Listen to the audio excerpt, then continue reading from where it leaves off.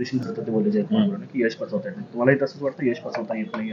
मी वोटिंगच्या दिवशी ज्या दिवशी तुम्ही सगळे भेटलेला त्या दिवशी ह्याबद्दल बोललेली की सत्ता काही लोकांना पहिल्यांदा बघतायत खूप दिवस आणि ही सत्ता कदाचित त्यांच्या डोक्यात गेली असं स्थानिक भाजपच्या लोकांनी अशा पद्धतीनं बोलणं ते तुम्ही त्यांना विचारा, पण एकंदरीत हे सगळ्यांनाच दिसतंय काय चाललंय. काही आगामी जिल्हा परिषदेची निवडणूक आहे, काँग्रेस कशा प्रकारे तयारी करते? आघाडी होणार की सोबत? नाही, बऱ्याच ठिकाणी आघाडी जिथे होऊ शकते तिथे आम्ही करत आहोत.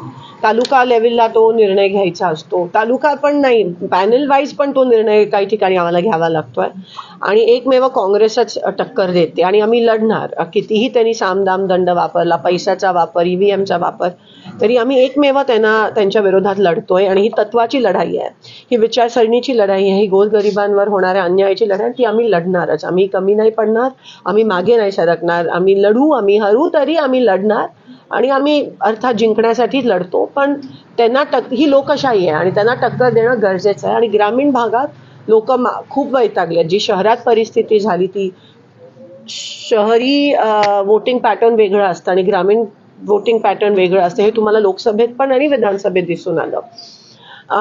शेतकऱ्यांमध्ये एकंदरीत खूप मोठा रोष, अतिवृष्टी